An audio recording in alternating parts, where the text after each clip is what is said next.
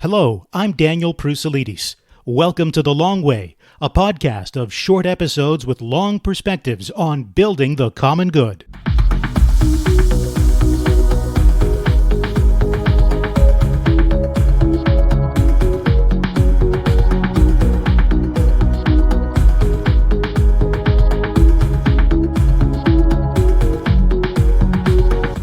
So what's your concept of a journalist?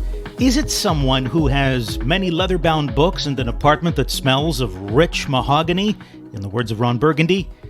Well, in this episode of The Long Way, our final one for Season 3, we return to the theme of news media and bias. No, we're not seeking to put a nail in the coffin of any media outlet. Rather, we'd like to look under the hood, or under the bonnet, as the Brits might say, to see what's happening in the way that news is put together. A couple of months ago, a conservative staffer to a senator said to me, "Wow, you guys are doing an amazing job. When we're in government, I will hate you."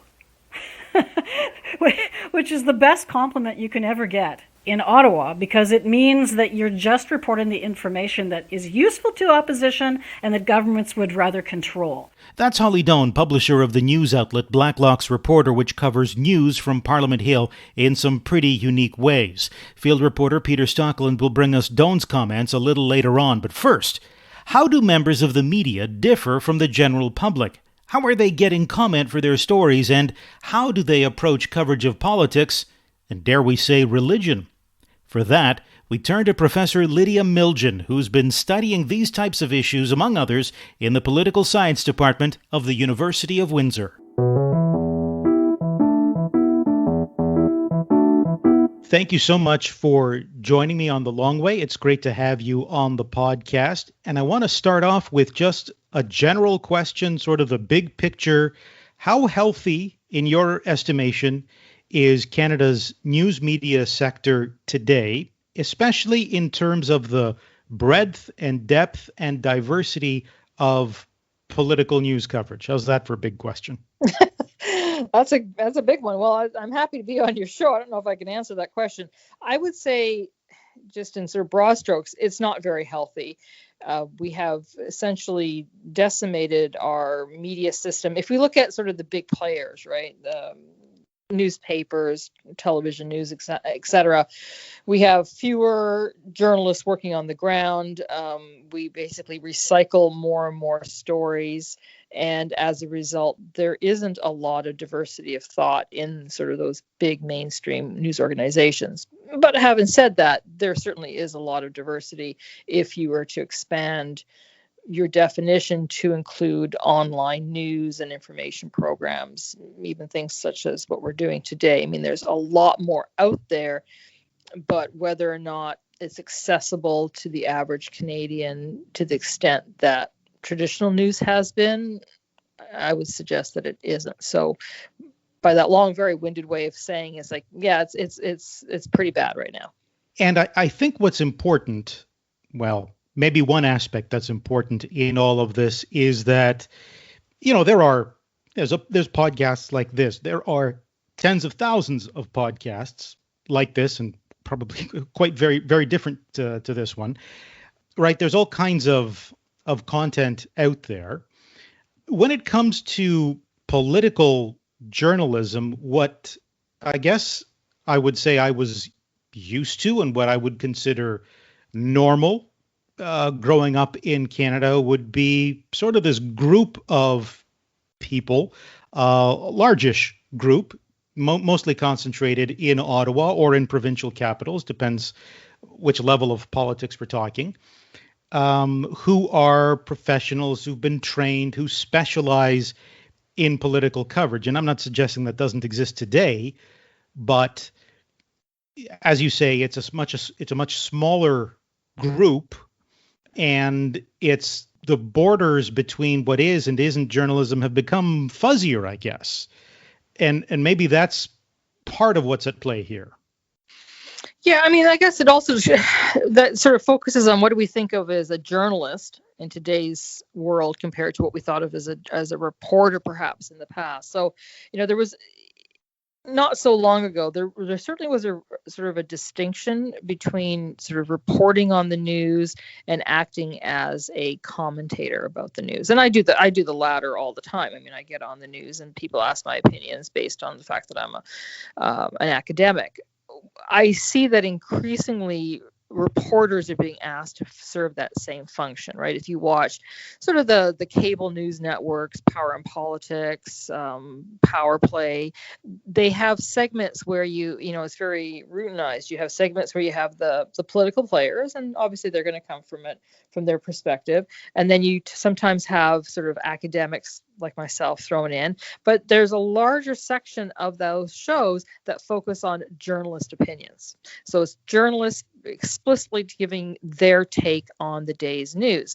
And why would we say that their opinions are worth more than someone else's? Well, perhaps because they have some insider knowledge and they talk to people. But if you watch those shows on a regular basis, no, you're just getting their point of view based on the fact of their education, where they live. And, when I talk to friends across the country, especially those in Western Canada, they are increasingly frustrated with the national news media in this country. The fact that, the federal government almost gets a pass on a pathetic rollout, quite frankly, of vaccines. I mean, we are all, I think a lot of us are still sitting in envy when we see our neighbors to the south having all sorts of restrictions loosened.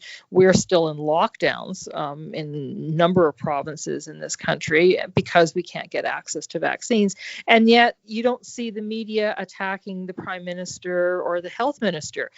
But you do see those same journalists attack the premiers of provinces where you have conservative governments, and specifically in Ontario and Alberta. I mean, it is relentless saying, oh, they blew it, they blew it, they blew it. And when they say, well, wait a minute, we need a supply of vaccines. That's why we can't open up. Or we don't control the borders. Why are you letting plane loads of people infected with COVID come into the borders? That's almost sloughed off like, oh, they're just, they're just trying to distract from their incompetence of the rollout of the vaccines. So that kind of playing favorites, I guess, as we see that a lot with sort of the National Press Corps, is frustrating for a lot of people, but I think especially those in Western Canada. I want to delve into a little bit the bias issue that you're pointing to, and throughout the sort of the latest group, I guess, season of podcast episodes that we've done, we've looked at the media in almost kind of like every other episode, which I find interesting, not just because I was a journalist at one point in time, but also because it just keeps coming up. It just keeps, it's a constantly relevant subject because, I mean, in my estimation, you need to have a healthy media ecosystem as part of a healthy society, flourishing society. So, I mean, I wonder if you could just, as an academic, if you could give me some kind of idea or some kind of estimate of how can we measure, look at, quantify in some way the bias that is in Canadian media? How bad is it really? Because I know that you've written about this before. It's a book dating back to the 90s now, Hidden Agendas, which you co-wrote with Professor Barry Cooper from the University of Calgary. And you did look at specifically the Parliamentary Press Gallery at that time, in the early 90s, if memory serves, and came to certain conclusions about their ideological beliefs, their religious stance on issues, and how that differs from the general population. Well, Canada has changed since then. The Parliamentary Press Corps has changed since then. So if you were going to do that kind of evaluation today, how might you approach that, and what does your intuition tell you about how things are today? Yeah, I mean, the methodology is actually quite simple. It's not that technical. It's just labor intensive. what I didn't just do the National Press Corps, I did the national media. So I looked at newspapers and television and radio journalists across the country. So essentially what we did was did a survey of journalists, and then simultaneously we did a survey of general population Canadians, and then we compared the responses. And so, the survey, the study was done in 96. I think it was published in 2004. And effectively what we were able to show is that the media were much more progressive than were general population Canadians. So they were much more open to same-sex rights, which was very contentious at that time. They were much more supportive of Indigenous issues, much more supportive of a progressive agenda. And we argued that they were leading public opinion towards that direction. And pretty much the last 20 years have borne that out. Canadians in general were more religious than the journalists, more likely to be married in intact families and have children. Journalists were more likely to, when we asked stuff, even things like, drinking, so they didn't have that sort of that cliche hard drinking kind of personality, but they tended to drink a little bit more than general population. But I don't put too much weight onto those kinds of questions. And then the second thing we did was so we mapped sort of what the journalists' ideological positions were and who they voted for. And we found that CBC journalists, for example, were much more likely to say that they voted for the NDP in the 96 election than were private sector journalists, as an example, or the general population. And then anyway, we took that information, and then what we did was looked at a number of issues, social issues, economic issues, and we wanted to see whether or not the way the news was reported reflected Canadians' perspectives in general or reflected the ideological positions of the journalists. And what we found was that they were quite closer to the journalist perspective. So the journalists what we argue is that the journalists, when they're putting together a story, it's not random and it's not just what's out there. They have a narrative, and they either consciously or unconsciously try to, as we all do, sort of reinforce their own beliefs. And so the best example I had was, and this seems so 1990s kind of a debate, but at that time there was a quasi debate about whether or not there's a trade-off between inflation and employment. And sort of the conventional wisdom that was that if you want high employment, you've got to have, the trade-off is high inflation.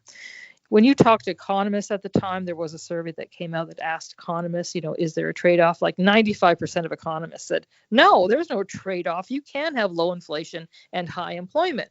When we asked that of journalists, they said the reverse. They thought it was the reverse. And so when we looked at how economic issues were reported, especially that trade-off, what they did, even though they were citing academics and they were interviewing academics, they disproportionately interviewed the academics, that 5% that thought that there was a trade-off, as opposed to the majority who knew that there wasn't. So that's an example of how the news is constructed and how it's manufactured towards a particular narrative. And we get that all the time right now, right? I mean, because there's so much fewer journalists out there, we are just bombarded. The news cycle right now is basically 3 stories. You've got COVID, you've got Black Lives Matter. I'm trying to think of what a third story would be. We sprinkled in with a little bit of actually news that's happening in the world. So sometimes we get glimpses of the rest of the world. But on any given night, I mean, last night was an example. When I watched the news, we got the COVID numbers and we got Black Lives Matter because it was the anniversary of George Floyd. And that dominated the news cycle for yesterday. But it's also dominated the news cycle for the year. It's always difficult with these sorts of issues and questions.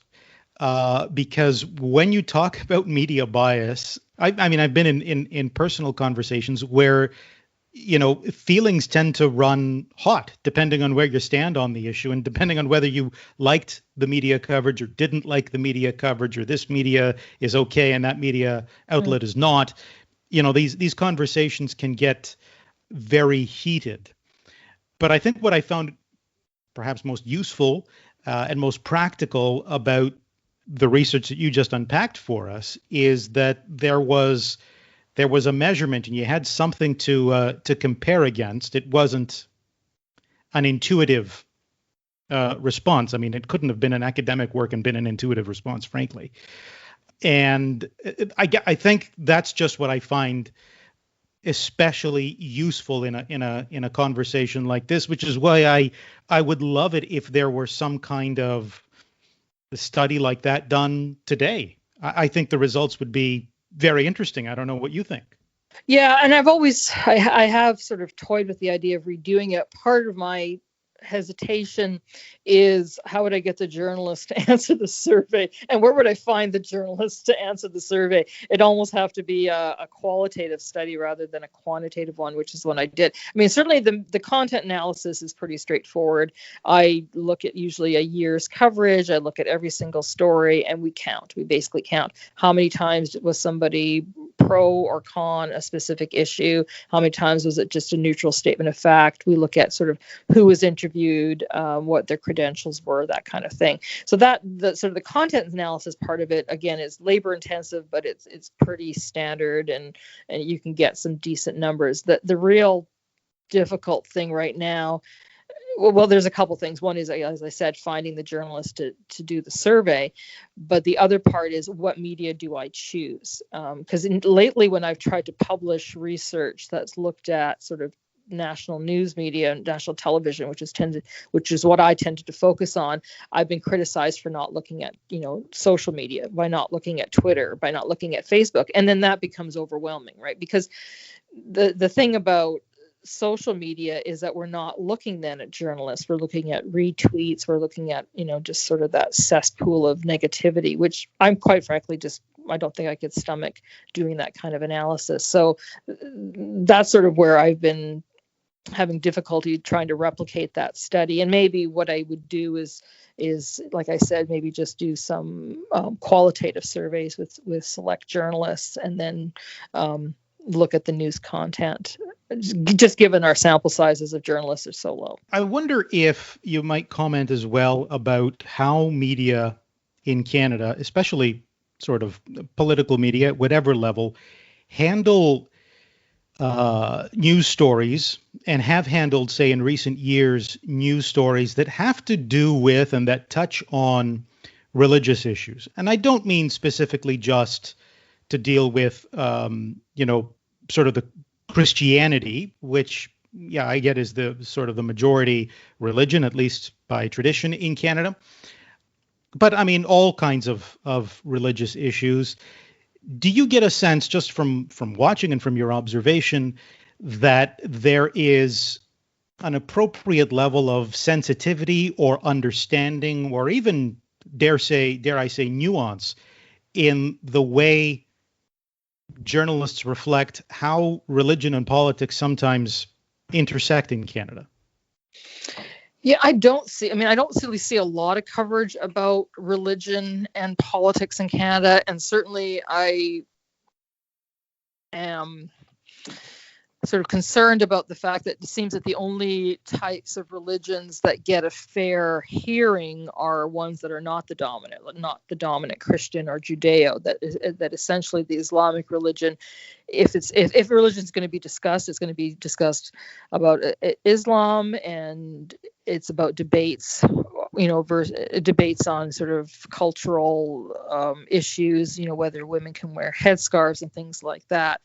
And that really, and again, this might just be a knee-jerk because I come from the Judeo-Christian, but it just seems that the only religion right now that's offered a fair hearing in the news media would be Islamic or even New Age spirituality, as opposed to Judeo-Christian traditions. Why do you think that is? I observe the news. I tend to read more than watch more news. It's just my personal thing.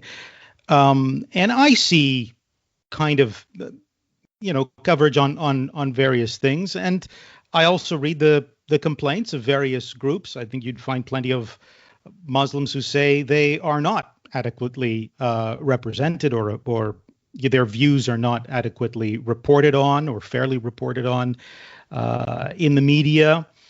But you also hear that from Christian groups and sort of from the Judeo-Christian side. What do you think that is, though? What might be behind kind of just that approach to covering sort of that intersection of religion and politics the few times that it does happen?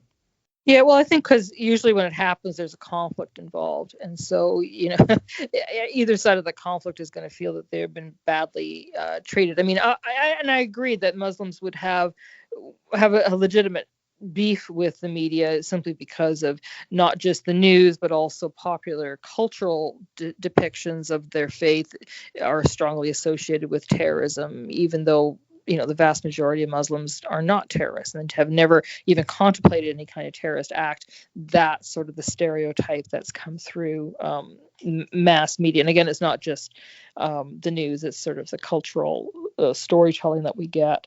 And, likewise, Christians get upset that the only time they get on the news is if there's a priest that's done something egregious, and the list can go on. So, I mean, we have to remember that the news is focused a lot on negativity. It's not on actually what's happening in the world. It's what's bad that's happening in the world. And so everyone will feel that if their group is reflected in a bad news story, that it reflects badly on their faith. I think that's sort of a general thing. And again, when we go back to sort of what journalists believe, a lot of journalists aren't churchgoers, don't ascribe to any any faith, and so they treat religion as something that is archaic, that's quaint, and they disregard things that are based on sort of even if you look at indigenous knowledge, sort of traditional based knowledge doesn't get the same kind of hearing as sort of the buzzwords of science-based evidence that we get a lot of from the federal government. And I think also the news media are taking a lot of their cues from the current Liberal government. They certainly have very similar values and aspirations. And so similarly, if you look at Justin Trudeau's speeches, he is highly politically correct, but he tends to focus a lot more on the lesser dominant religious faiths. Even though he, was brought up a Catholic, you wouldn't get that sense of his Catholicism from the way he speaks, and especially the way he responds to various religious groups in the country. And just to sort of as a final question, would you point to any particular direction, measure, anything like that you think would help steer things in a better direction, in a healthier direction, as far as a more balanced reporting, or just perhaps better understanding of issues like religion insofar as they have anything to do with political or other kinds of reporting? Yeah, I don't know. I mean, I think the biggest problem is resources, and sort of I alluded to that at the beginning. I noticed that sort of in a lot of the news, just full disclosure, I do a lot of hits with CTV News, right? Their news channel. And sometimes I'm called on sometimes I feel like they're calling me on almost as a reporter, like there's fast breaking news and they want a reaction. And so you go on for like a 5-6 minute spot, but I'm like tail ended with an actual journalist in a lot of those things. And in a sense, they're using different academics, which I think is not necessarily a bad thing, to sort of fill in the gaps where they really just don't have people on the ground to do the reporting. And so you see a lot of people like myself sort of on these national news channels sort of doing these, sometimes they'll call them a panel debate, but really it's usually just a one-on-one with the reporter. And that's sort of been one way that they've been able to augment their coverage. But I'm glad that at least they'll come to someone like me as much as they will with any of my other colleagues, because they are going to get different points of view, different perspectives. So I would hope that they would do that with sort of a broader section of society, not necessarily just us pointy-headed academics, but get people from the faith community or people from other groups, and with differing points of view. Don't always go to sort of the same person time after time. Find other sources. But again, that all depends on resources on the ground. We know that their budgets are stretched. They only have so many people who can even do the production work behind the scenes to actually find people to get on these stories and on these programs.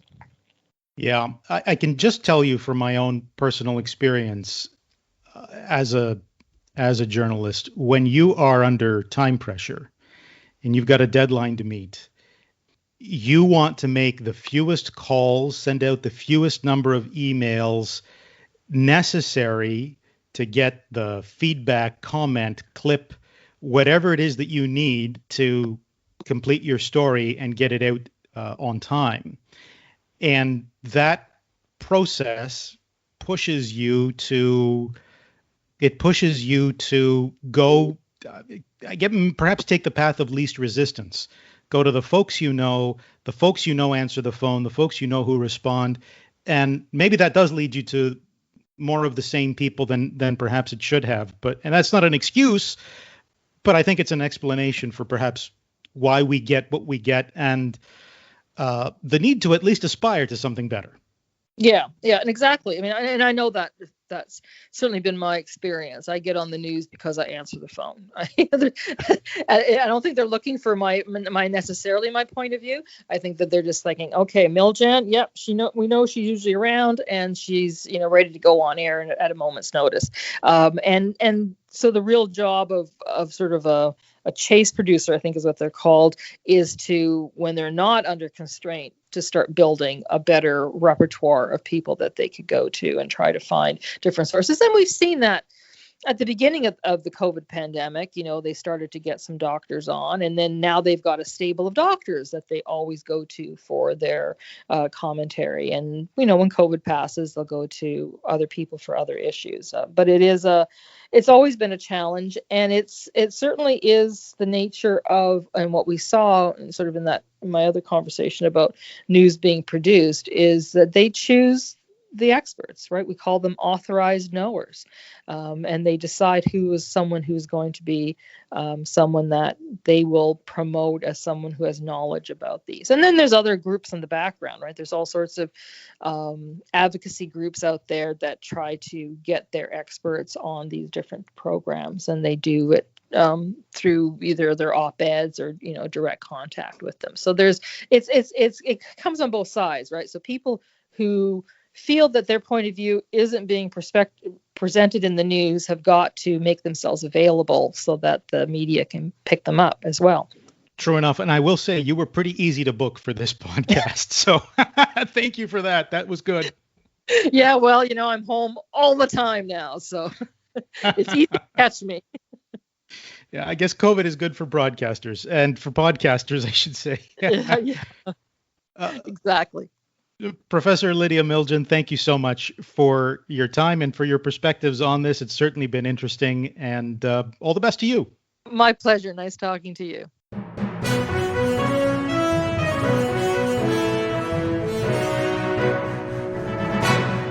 We interrupt this podcast to bring you some breaking news. Well, not really, but for some who fulminate about media bias, it might seem that way when they hear a somewhat different interpretation. Here's field reporter Peter Stockland with more on that.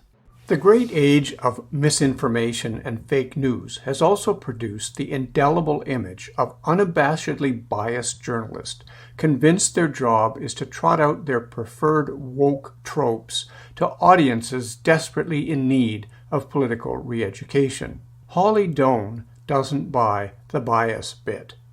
The publisher of Blacklock's Reporter, Ottawa's web-based news service built on old-school journalistic deep digging, says the besetting problem in contemporary media isn't overt manipulation, it's incapacity in both resources and training.